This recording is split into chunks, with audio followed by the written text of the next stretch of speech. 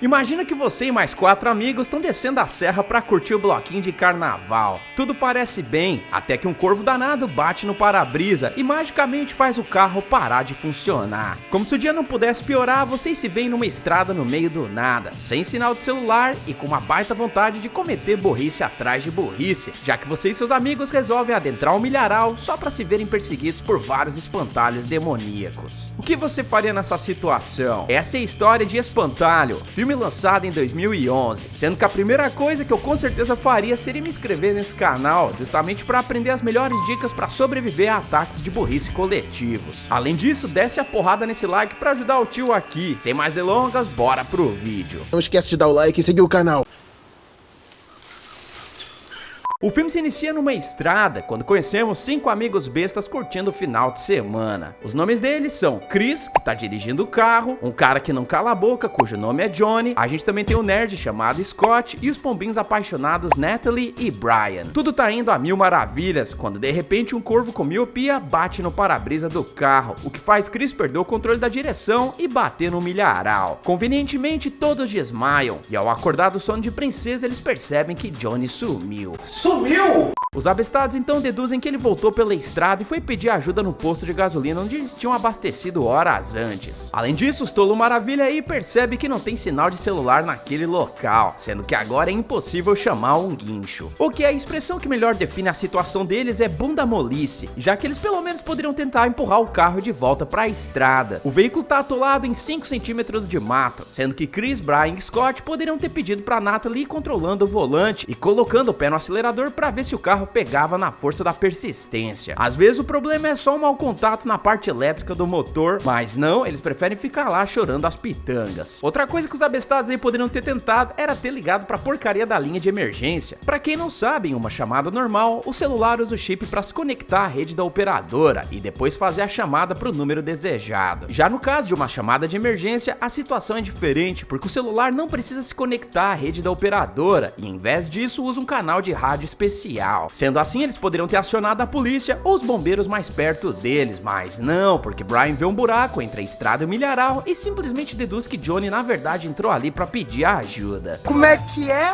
Uau, por que raios ele faria uma coisa dessas? Com certeza não tem uma filial da Porto Seguro no meio daquele milharal. E além disso, eu acho que entrar em uma propriedade privada nos States sem um convite é a melhor forma de você tomar chumbo no fiofó. Sendo assim, entrar naquele milharal tá completamente fora de cogitação. Dane-se, porque Brian e Scott entram no milharal, enquanto pedem pra Natalie e Chris ficarem vigiando o carro. Enfim, no meio do passeio pelo milharal endiabrado, os dois se deparam com um espantalho horrendo, colocado bem no meio do caminho. Scott, como qualquer pessoa normal, sobe no boneco de palha, que segundo ele tá mais fedido do que banheiro de academia às 6 horas da tarde. Porém, algo chama a sua atenção, já que ele vira o rosto e vê uma casa de 2 andares, que olha só, tá com a luz acesa. Eles seguem viagem e acabam entrando na casa, somente pra descobrir que o motivo da luz estar acesa é que ninguém mais, ninguém menos do que Johnny tava lá. E pior do que isso, ele tá dando uma de costureira e confeccionando uma máscara de espantalho. Que viagem é essa, véi? Os dois chamam o cara, mas ele parece estar num estado de hipnose, além de ter pregos gentilmente cravados em suas mãos. Ok, o amigo de vocês está completamente doido de pedra e vocês ficam lá tentando entender o que tinha acontecido com ele? A melhor coisa a fazer nesse momento era ter subido no telhado da casa e visto se o sinal de celular voltava, dessa forma possibilitando que eles chamassem o seguro do carro, mas não, eles ficam lá coçando na mansão capirotesca na mesma hora que vemos Natalie fumando uma palhinha com Chris. É aí que algo chama a atenção da garota,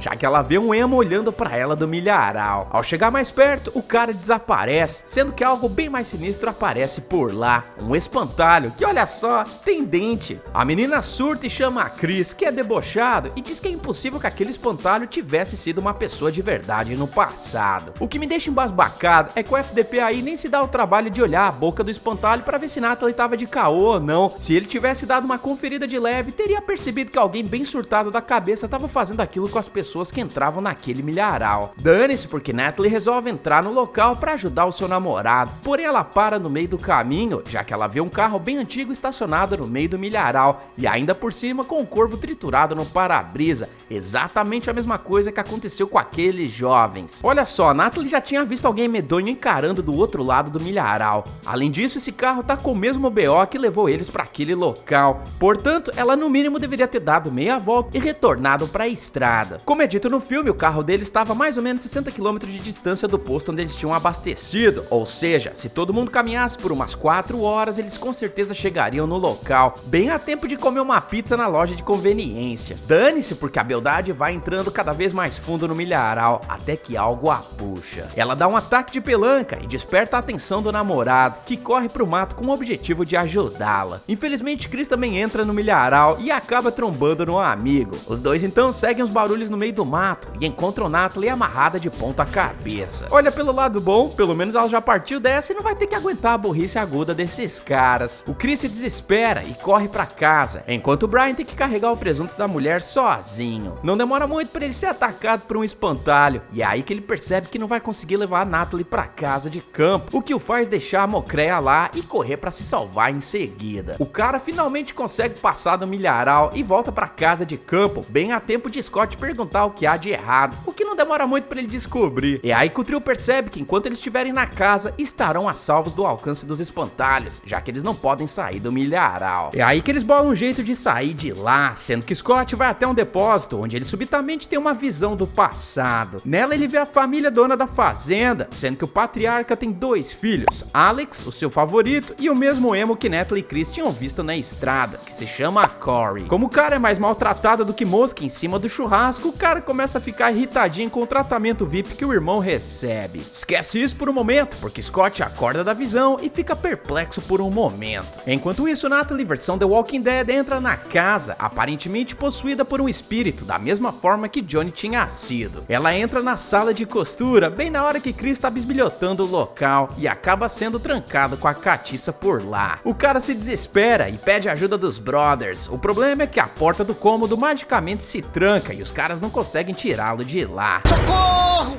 Socorro!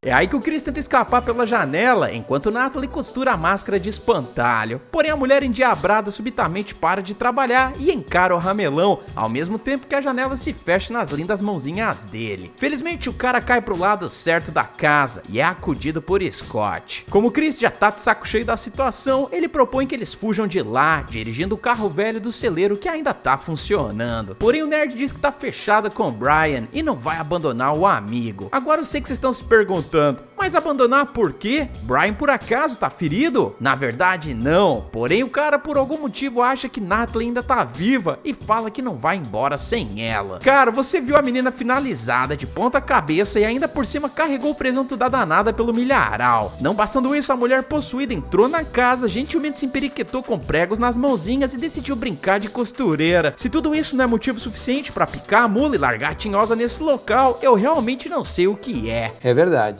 Esquece isso, porque Brian manda real e diz que se ele não pode vazar, ninguém mais vai, pois ele agora tem as chaves do carro nas mãos. Você entendeu? Cara, é o seguinte, eu realmente não consigo acreditar no tamanho da burrice desses caras. Primeiro, tá fazendo um calor danado naquele local, o que significa que a plantação de milho tá seca e altamente inflamável. Não bastando isso, os maravilhas aí têm acesso a gasolina e fogo, visto que Chris era fumante e tava brincando com isqueiro dentro da casa. Sendo assim, não seria muito mais fácil ter usado esses materiais para queimar a plantação toda, o que incluiria os espantalhos no processo? Acho que não, porque ninguém faz nada e Scott tem mais uma alucinação, só que dessa vez com o Alex. O cara o leva pra dentro do milharal e no centro dele o nerd observa Alex debochando do espantalho que Corey tinha feito no passado, o que é a gota d'água pro irmão menos querido dar uma de Caim a Abel e rastelar as costas do parente. Não bastando isso, Corey transforma Alex em um espantalho, cujo sangue acaba entrando em contato com o milharal, permitindo que uma maldição caia naquele lugar. Ao acordar da sessão de regressão, Scott percebe que tá entubado de milho, já que ele se encontra no meio do milharal e o espantalho acaba acaba o cortando várias vezes. Ele chora as pitangas e grita por ajuda, sendo que Brian vem em seu socorro, acabando com a raça do bonecão encapetado. Ok, então é fisicamente possível destruir esses espantalhos, não é? Agora que eles já sabem disso, poderiam improvisar armas brancas com a tralha dentro da casa e ter unido forças para destruir os que ainda estão de pé. Mas não, porque Scott e Brian decidem dar um rolê no porão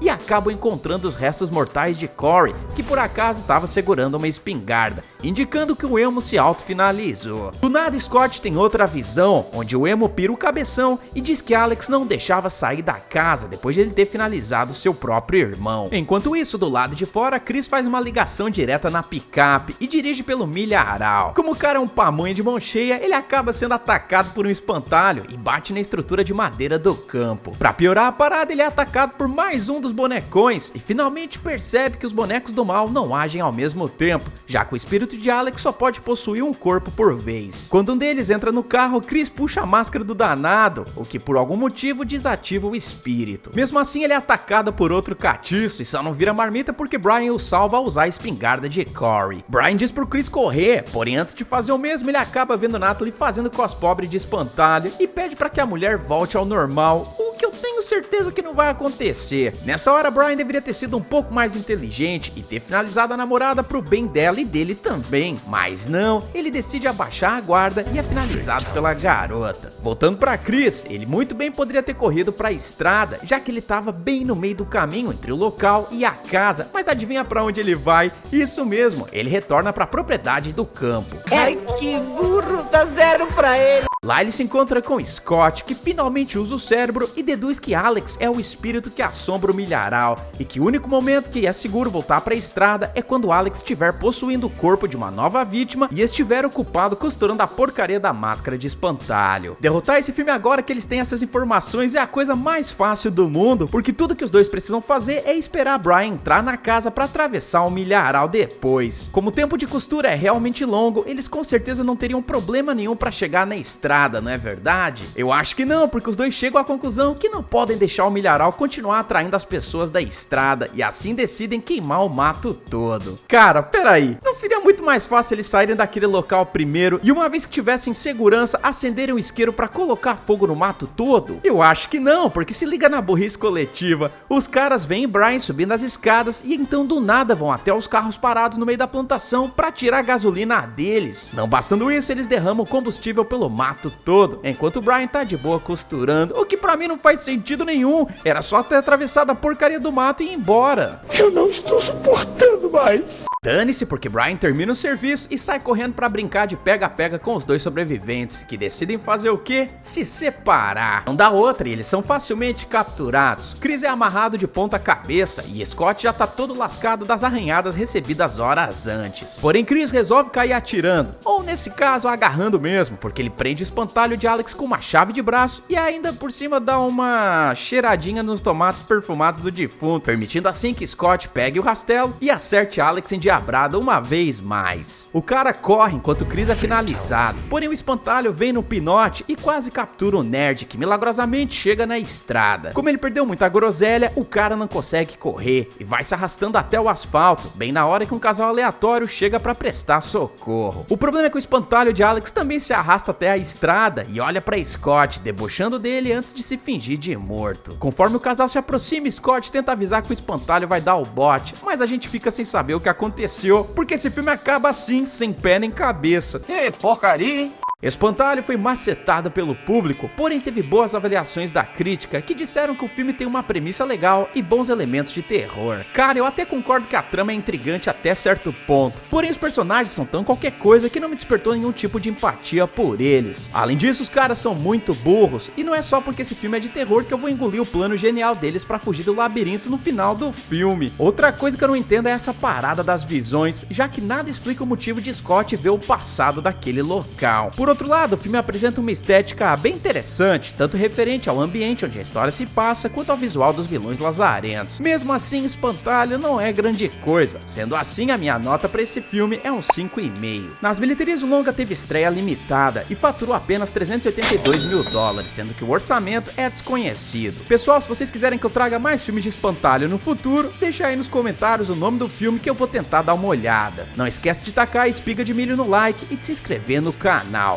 Também segue a gente nas redes sociais que estão aparecendo aí na tela e considere fazer parte do clube de membros do canal, principalmente para ter acesso a alguns vídeos antecipados, selos e figurinhas exclusivas e participar de votações só para membros. Sem mais enrolação, bora pra contagem de presuntos. O total de corpites no filme foi de 6 presuntos e o troféu presunto de ouro vai pro Alex. Eu tô deixando uma playlist aí chamada Como Derrotar, onde eu já trouxe mais de 200 filmes nessa pegada e vídeos que eu tenho certeza que vocês vão curtir. Não bastando isso, eu tô deixando um vídeo separado com o recap e como derrotar do Campo do Medo, um filme nessa mesma pegada, mas na minha opinião bem melhor do que esse aqui. Eu espero que vocês tenham gostado, eu vejo vocês no próximo vídeo e valeu!